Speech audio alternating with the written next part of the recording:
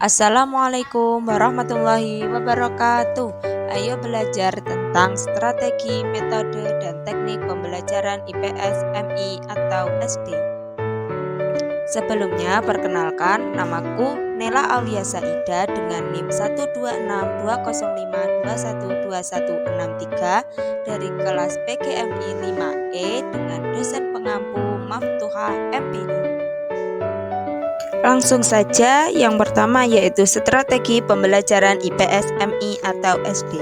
Strategi pembelajaran IPS, MI, atau SD dapat diartikan sebagai perencanaan yang berisi tentang rangkaian kegiatan yang didesain untuk mencapai tujuan pendidikan tertentu.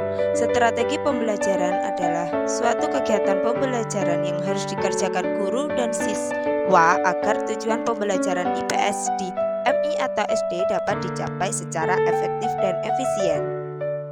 Selanjutnya, macam-macam strategi pembelajaran IPS, MI, atau SD.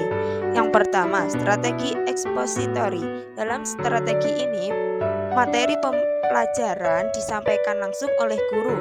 Peserta didik tidak dituntut untuk menemukan materi itu. Materi pelajaran seakan sudah jadi karena pada strategi ini lebih mengutamakan proses berturut. Yang kedua yaitu strategi pelajaran kooperatif. Pelajaran yang aktivitas pembelajaran dilakukan guru dengan menciptakan kondisi belajar yang memungkinkan terjadinya belajar sesama peserta didik. Selanjutnya, yang ketiga strategi pembelajaran inquiry.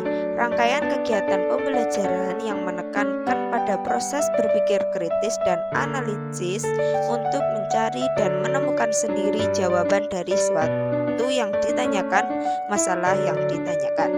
Yang keempat, strategi pembelajaran kontekstual. Dalam pembelajarannya, guru mengarahkan peserta didik kepada situasi dunia maya atau keterkaitan antara materi yang dipelajari dengan keadaan nyata peserta didik. Yang kedua, materi tentang metode pembelajaran IPS, MI, atau SD. Metode pembelajaran IPS, MI, atau SD adalah suatu ilmu pengetahuan yang membahas tentang bagaimana cara-cara atau teknik yang perlu ditempuh atau dipergunakan dalam upaya menyampaikan materi atau bahan ajar kepada objek, yaitu peserta didik dalam pembelajaran IPS, MI, atau SD. Macam-macam metode pembelajaran IPS, MI, atau SD. Yang pertama yaitu metode ceramah. Metode ini menghendaki siswa harus mendapatkan informasi yang sama dalam jumlah siswa yang banyak. Dalam metode ini menekankan penyampaian informasi secara verbal dan cenderung searah atau dari guru ke siswaan. Yang kedua, metode diskusi merupakan metode pembelajaran yang terfokus pada pembahasan dan pemecahan suatu masalah atau topik dengan cara bertukar pikiran atau pendapat atau gagasan dan bertukar pikiran yang dilakukan sejumlah atau sekumpulan orang untuk memperoleh suatu jawaban atau kesimpulan. Yang ketiga, metode demonstrasi.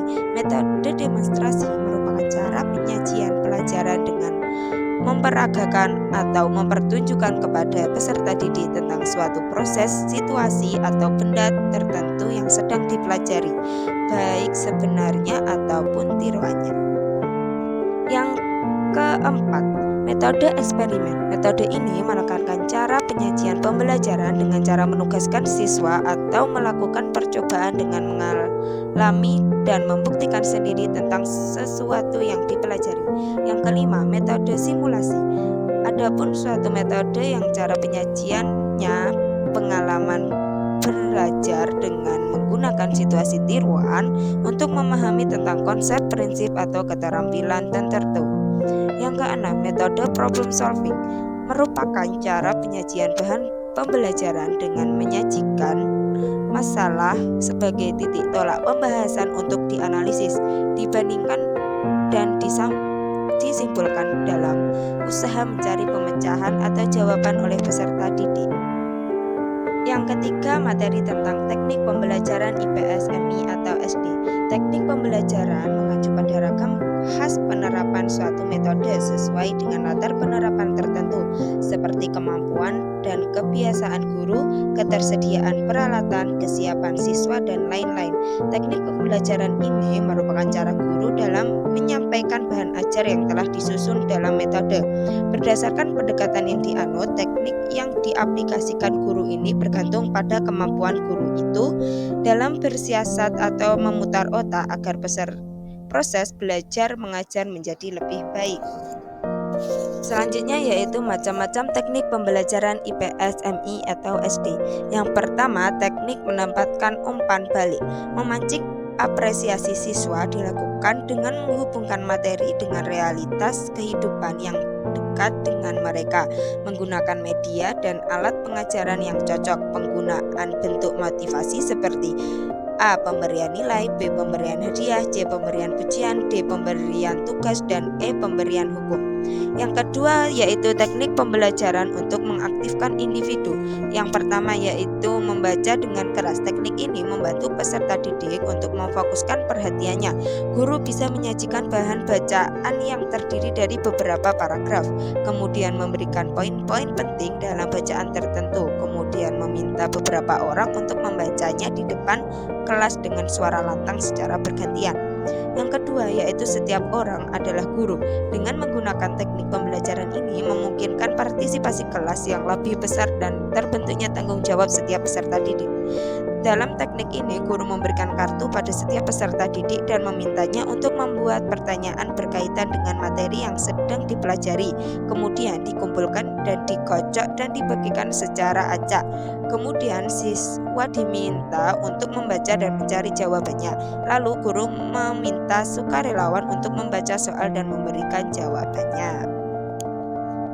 Terima kasih saya sampaikan. Ada pertanyaan, saya siap menjawabnya. Kurang lebihnya mohon maaf. Wassalamualaikum warahmatullahi wabarakatuh.